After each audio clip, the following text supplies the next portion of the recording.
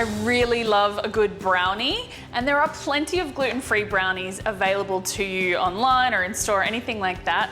This one takes it a little bit further, so we've got it grain-free and it's sugar-free, and we're gonna call them Mexi brownies because it sort of tastes a little bit or reminds me of a Mexican mole sauce. So our first step is that we're gonna actually melt our dairy-free, sugar-free chocolate with our butter. This is gonna become one of our wet components, so we want this to be quite liquidy, so we'll pop that in the microwave. I'm just gonna put that on for a minute at a time. We wanna make sure that the chocolate doesn't burn. We'll give it a bit of a stir as we go until it's nice and fluid. So that ended up being about 2 minutes, but you can adjust the timing for your power of your microwave. We'll put all of the rest of our dry ingredients in here.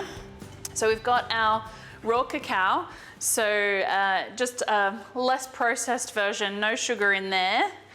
So that's actually got really high in antioxidants, all of that good stuff. We've got some xanthan gum. This is going to help bind our brownies because we don't sort of have any gluten in here that often sort of brings it all together. We have our sweetener in the form of stevia. I quite like stevia and monk fruit combination. Some people have a little bit of a metallic taste when they have too much stevia. The monk fruit really softens that, and it's a slightly more natural kind of tasting sugar, so whichever you can get your hands on. And then our spices, our flavoring. So we've got our cayenne pepper. Start with a teaspoon. If you want more, add more. And then we've got cinnamon, our cinnamon there. So we'll get that ready. I'm gonna crack all my eggs in here first so that we're ready to combine all of our wet with all of our dry ingredients. So we've got our egg mixture there, we've got our chocolate and butter, and we've got our vanilla. So I'm gonna combine all of these. I'm so excited. This is a treat that I allow myself, but knowing that it's not too bad for you makes it even better. So our vanilla in there.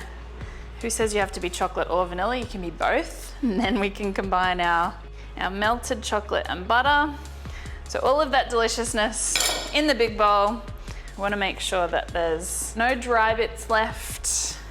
You can start to get a little bit more vigorous once it comes together, but just starting a bit gently so that none of that liquid comes out of the bowl.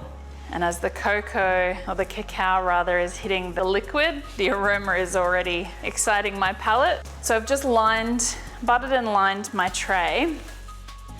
Now you don't technically need to line it, it will pop out of our non-stick bakeware easily, but it just gives us a couple of handles to bring it out, flip it easily onto the cooling rack. These actually also freeze quite well, so if you're making a batch this size and you couldn't possibly get through it all, I may have been known to eat them with banana and vanilla ice cream so that you sort of have a very flavorful banana split. So I'm just pressing this in. These brownies are going to be quite narrow because they're so flavor rich and protein rich and good fats rich. You don't need as much as you might in a less quality brownie. So I am spreading them quite thinly, and we all love some walnuts with our brownies, or at least I do. If you're not a fan, you can leave them off. Just looking for another texture in here, something to give a little bit extra crunch and bite. And I think raspberries are chocolate's best friend, and they also go really well with those other spices. So we've got a little bit of sweet and sour in here as a sort of complementary to those really earthy, warm tones from the cinnamon, the cayenne, and the chocolate. So we'll scatter them, and if they're not quite distributed well enough, we can sort of push them in a little bit. Try and make sure that each piece is going to get a raspberry. So we're gonna put them into the oven. It's quite a low temperature at 150. I just wanna make sure that everything cooks through, and we will come back, check on it after about 25 minutes. These are a little lower. If you want them a little higher, you might need a even longer cooking. So we'll check them after 25 minutes, but you may need up to 35.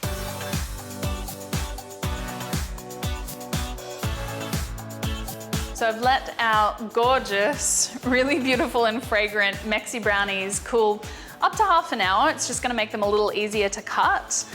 You could serve it with a little bit of cream if you wanted to soften or complement the richness that is these brownies. And then you'll have some very satisfied guests.